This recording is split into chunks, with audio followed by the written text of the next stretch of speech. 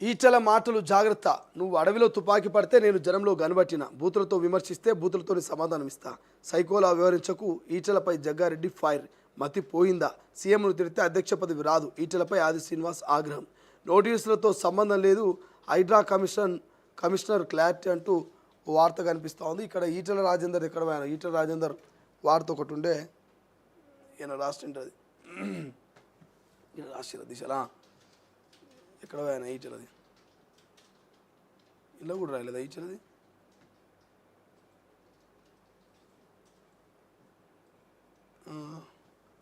ఈటలది ఇక్కడ రాసిరిగో. ఇక్కడ రేవంత్ షాడిస్ట్, ఆయనది సైకో పాలన, గ్రౌండ్ రియాలిటీ తెలియదు, ఇంటెలిజెన్స్ ఇన్పుట్ తీసుకోడు, అంతా తుగ్లక్ వ్యవహారమే. బీజేపీ ఎంపీ ఈటల రాజేందర్ వ్యాఖ్యలు. ఈటలపై కాంగ్రెస్ నేతలు ఫైర్ అంటూ మీకు వార్త కనిపిస్తుంది కదా.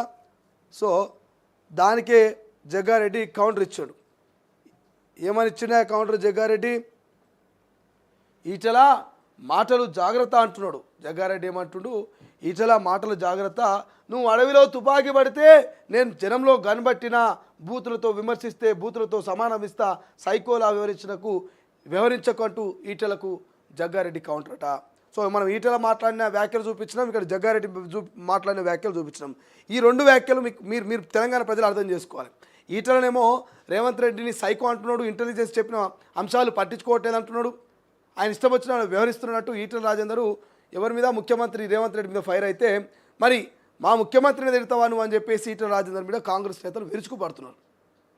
అధ్యక్ష పదవి కోసం ముఖ్యమంత్రి మీద అసత్య ప్రచారం చేస్తావా? ముఖ్యమంత్రిని సైకో అంటావా? ముఖ్యమంత్రి మీద ఇష్టారాజ్యంగా మాట్లాడతావా అని కాంగ్రెస్ నేతలు మరి ఈటల రాజేందర్ మీద ఫైర్ అవుతున్నారు. ఏమంటుడు జగ్గారెడ్డి? బూతులతోనే సమాధానం చెప్తాం. నువ్వు అడవిలో కనబడితే మేము జనంలో కనబట్టామని చెప్పేసి కౌంటర్లు ఇస్తున్నాడు. ఇద్దరి మధ్యలో మాటల యుద్ధం నడుస్తుంది. ఇక్కడ ఆది శ్రీనివాస్ ఏమంటుడు? సీఎంను తిడితే అధ్యక్ష పదవి రాదు. ఈటలపై ఆది శ్రీనివాస్ ఫైర్. ఈటలకు మతిపోయినట్టు కామెంట్ చేస్తున్నాడు. సో ఈ మధ్య కాలంలో నిజం చెప్తున్నా, పొలిటికల్ లీడర్లకు ఫ్యాషన్ అయిపోయింది. ఇటు జగ్గారెడ్డి అయినా, అటు లీడర్ అయినా, ఆది శ్రీనివాస్ అయినా ఇక ఒకరి మీద ఒకరు ఆయన తిట్టుడు కదా ఈయన తిట్టుడు, ఈయన తిట్టుడు కానీ ఆయన తిట్టుడు. ఈ తిట్టుడు మధ్య ఏమవుతుందంటే పాపం జనాలు ఆగమైపోతున్నారు. ఇదేం భాష, ఇదేం కథ, ఇదేం కార్ఖాన నాయన. ఊళ్ళో ఇంటికాడ ఎల్లమ్మనో పోషమనో నీళ్ళకాడ లొలి పెట్టుకున్నట్టే ఉన్నదంటారు. ఊళ్ళలో ఇటు మాబ్నారో లేకపోతే అటు ఆదిలాబాదో ఇటు నిజామాబాదో ఇట్లా మనం రూరల్ ఏరియాల గ్రామాల కనుక పోతే గతంలో 20 ఏళ్ళ కిందట 10 ఏళ్ళ కిందట మంచినీళ్ళ కోసం కొట్లాటోళ్ళు కొంతమంది ఆడపిల్లలు. మంచినీళ్ళకు పోయినప్పుడు ఆడలు కొట్లాటోళ్ళు, మొగలు పొలాల కాడ కొట్లాటోళ్ళు, ఏదైనా గట్టు పంచాది గిట్టు పంచాది ఉంటే. ఈ కొట్లాట్లల్లో ఇక వీళ్ళు తిట్టుకునేది ఇట్లా, అరే నువ్వు మెంటలోడు అంటే నువ్వు మెంటలోడు, నువ్వు సైకో అంటే నువ్వు సైకో, నువ్వు అదంటే అది, నువ్వు ఇదంటే అని ఒకరి మీద ఒకరు ఇక తిట్ల పురాణం 2-3 రోజుల దాకా ఎదురు పడితే తనుకునేటట్టు కనబడితే తిట్టుకునేటోళ్ళు. ఇక వాళ్ళకన్నా దారుణం అయిపోయింది.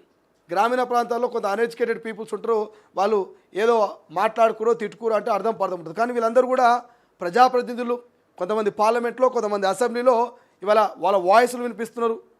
లక్షలాది మంది ఓట్లేసి వాళ్ళని గెలిపించి వాళ్ళకు ప్రాతినిధ్యం వహించమని కుర్చీలో కూర్చోబెడితే వాళ్ళేమో ఇక మీడియా ముంగల సోషల్ మీడియాల ముంగల ఒకరి మీద ఒకరు ఇష్టారాజ్యమైనటువంటి విమర్శలు, బూతులతో రెచ్చిపోతున్నారు. ఇక్కడ చూడండి జగ్గారెడ్డి గారు ఏమంటారు? బూతులతో విమర్శిస్తే బూతులతో సమాధానం ఇస్తూ అంటున్నారు.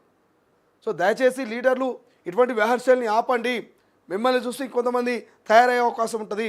మీ కింది స్థాయి లీడర్లు కూడా అదే రకంగా మాట్లాడే అవకాశం ఉంటుంది. సో దయచేసి మేము రిక్వెస్ట్ చేస్తున్నాం, పొలిటికల్ లీడర్లు ఈ భాషని మార్చండి, ఏమంటే హుందాగా సమాధానాలు చెప్పండి. దయచేసి బూత్తు పురాణాన్ని మొదలుపెట్టి దాన్నే కౌంటరో రీకౌంటర్లో విమర్శలో ప్రతి విమర్శలు అనుకుంటే సరికాదు. సబ్జెక్ట్తో కౌంటర్ ఇవ్వండి, సబ్జెక్ట్తో విమర్శించండి, దానికి ఒక అర్థం ఉంటుంది. కానీ ఆయన తిట్టిన నేను తిట్టిన నేన ఇదో చెప్పలేదు. దీనికంటే ఎక్కువ దీన్ని మాట్లాడడం కూడా వేస్ట్.